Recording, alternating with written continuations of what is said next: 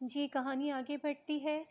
युवराज इस नगरी में आ चुका है, उसने अपने कदम जमाने शुरू कर दिए थे, लोग उसे पहचानने लगे थे, इसका किया हुआ काम जो था वो सराह रहे थे लोग, एप्रिशिएट किया जा रहा था, इसकी एक पहचान बन रही थी। लेकिन इसका एक मेन टारगेट था, जहाँ तक उसे पहुँचना था, इसको एक मिशन पर भेजा गया था, जिसमें बहुत सारी ऐसी चीज़ें थी, जिसमें एक बहुत अ, बड़ा माफिया कहना चाहिए जो इन्वॉल्व था, जिसमें ट्रैफिकिंग थी, चाइल्ड अब्यूज़ थी, चाइल्ड ट्रैफिकिंग थी, ऑर्गन स्मगलिंग थी, ड्रग्स थे। इसी तरह की अनगिनत चीज़ें थी जिनके पीछे जिनकी सच्चाई निकालने के लिए युवराज को पूरा ट्रेन करके इस नगरी में भेजा गया था।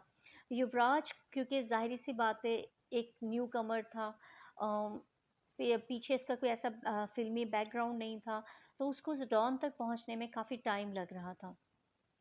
तो वो आहिस्ता-आहिस्ता कदम बढ़ा रहा था, तो इन्होंने एक ऐसा प्लान किया जिसमें इसकी एक फ़ीमेल मेंबर थी, इसकी जो वो भी फुली ट्रेन्ड थी और वो भी इसी की तरह थी, वो इसकी साथी थी। इसको ट्रेन किया गया कि अच्छा, वो जो पिछली एपिसोड में मैंने आपको मिस्टर आफ़ताब के बारे में बताया था, तो वो आफ़ताब नाम मुझे समझ नहीं आ रहा, मुझे पसंद नहीं आ रहा, बोलने में मज़ा नहीं आ रहा मुझे, तो हम उसको मिस्टर एक्स कर देते हैं।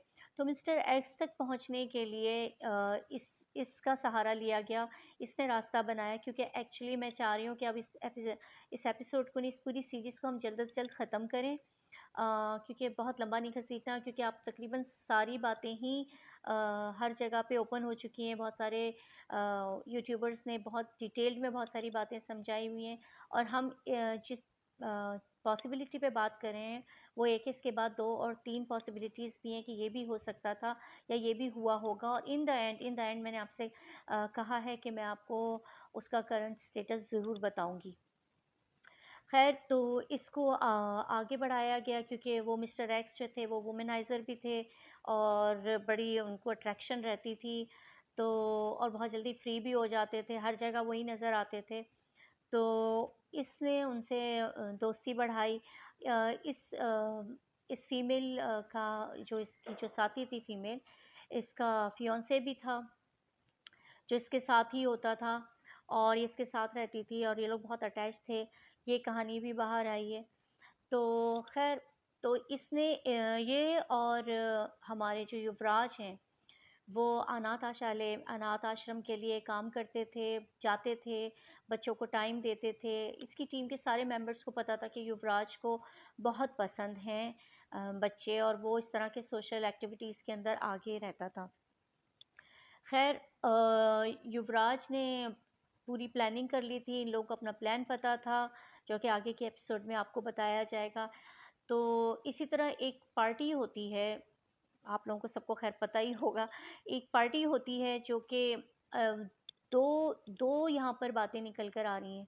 एक बात आ रही है कि वो फ्लैट पे थी, और दूसरी बात आ रही है कि वो फार्म हाउस पर थी। तो हम दोनों चीज़ों पे बात करते हैं। पहली चीज़ तो ये है कि अगर वो पार्टी फार्म हाउस पर भी थी, और ये कहा जा रहा है कि अ, उसने, ये जो इसकी फीमेल एजेंट थी, उसने वहाँ पर उस अनाथ आश्रम की एक बच्ची को, एक माइनर को वहाँ देखा, और उसने देखते के साथ उस बच्ची को पहचान लिया, और उसने फ़ौरन युवराज को एक कॉल की। अब वो कॉल क्या थी, ये तो आगे चल के ही पता चलेगा, लेकिन उसने उसको थोड़ी बहुत ब्रीफिंग दे दी कि, तो युवराज ने उसको कहा कि तुम कुछ और एविडेंस कलेक्ट करो, या तो तस्वीरें खींचो या मूवी बनाओ या कुछ करो। इस दौरान मीनवाइल कुछ लोगों ने इस चीज़ को नोटिस कर लिया कि ये फ़ीमेल जो है, ये यहाँ पर एक्स्ट्रा चीज़ों में इन्वॉल्व हो रही है, और चीज़ों की शायद मूवी बना रही है। ये खबर होते ही फिर 2 और से 3 बातें बाहर आईं, जिसमें एक सबसे बड़ी बात ये थी कि इस फ़ीमेल को ज़्यादती का निशाना बनाया गया। उसके बाद इसको लाके बिल्डिंग के नीचे फेंक दिया गया। और जो इसका फियांसे था, ये जो इसका जो फियांसे था इस फीमेल का, वो तकरीबन 20 से 25 मिनट के बाद नीचे आए, और उन्होंने आकर देखा कि ये जो अ, दिशा है, ये नीचे पड़ी हुई है, और उसके जिस्म पे कपड़े भी नहीं थे, और उसको उन लोगों ने गाड़ी में डाला है, और लोग गाड़ी में डाल के ले गए।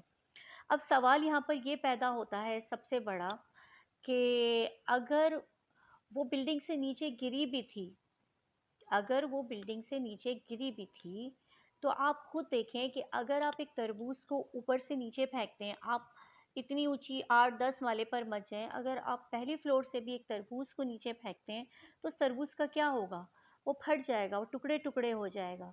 तो ये कितनी हैरानगी की बात है कि वो इतनी ऊँचाई से गिरती है और वो बिल्कुल सही सलामत है और लोग उसे पहचान भी लेते हैं कि ये दिशा ही है और दिशा को फ़ौरन हॉस्पिटल लेके जाया जाता है, जहाँ पे उसका कोई टाइम एंटर नहीं है और 2 तरह की डेट्स आ रही हैं। दोनों डेट्स अलग-अलग आ रही हैं। तो ये बात ने यहाँ पर शक को मज़ीद गहरा कर दिया कि उसके साथ क्या हुआ होगा। तो आप कमेंट्स करके बता सकते हैं कि उसके साथ क्या किया गया होगा या क्या हुआ होगा, क्योंकि ये बात मेरी अकल तो नहीं मान रही कि उसको इतने ऊपर से नीचे फेंका गया हो और वो बिल्कुल उसका ना सर फटा हो, ना सर बिल्कुल जैसे तरबूज की तरह खुल गया हो और उसके उसके वो पहचान के काबिल रही हो। इस पर सबसे हैरत की बात ये है कि उसके पेरेंट्स ने भी कोई एक्शन नहीं लिया, वो खामोश हो गए और उनकी खामोशी सबसे बड़ा सबूत है कि उनको डराया गया है, धमकाया गया है, या यहाँ पर ये पॉसिबिलिटी आती है कि दिशा भी नहीं मरी थी। दिशा क्योंकि एक एजेंट थी, तो उसको भी क्योंकि उसका काम वहाँ पे ख़त्म हो गया था और इस चीज़ को अब इन्होंने वाइंड अप करना था किसी और तरीके से, या वो नज़र में आ गई थी, तो उसको उस जगह से हटा दिया गया, उसे गायब कर दिया गया। समझ में आया आपको? जो मुझे लगता है मेरे पास एक एविडेंस है इस चीज़ का, क्योंकि मैं बहुत लंबी वीडियोस नहीं बनाना चाह रही हूँ, तो उस एविडेंस को मैं अपनी नेक्स्ट एपिसोड में लेकर आऊँगी। इसके बाद ये चैट्स वगैरह भी डिलीट हुई थी, अगर आप गौर से पढ़ेंगे तो आपको इसमें भी बहुत सारे क्लूज़ मिलेंगे, इन चैट्स के अंदर भी। ठीक है? तो अब इंशाल्लाह मैं आपसे मिलती हूँ अगली एपिसोड के अंदर और बाकी की बातें हम उस एपिसोड में करेंगे। लेकिन आप सोचिएगा ज़रूर इस पॉइंट को लेके कि इतने ऊपर से अगर तरबूज़ को गिराया जाए, एक वाटरमेलन को फेंका जाए तो उसका क्या हाल होता है, और वो इतने माले से नीचे गिरी है और उसकी बिल्कुल पहचान वाली हालत थी और लोगों ने उसे पहचान भी लिया कि ये वही लड़की है। तो ये बात समझ में ना आने वाली है। फिर मिलते हैं आपसे नेक्स्ट वीडियो के अंदर। देखते रहिए, कीप वॉचिंग।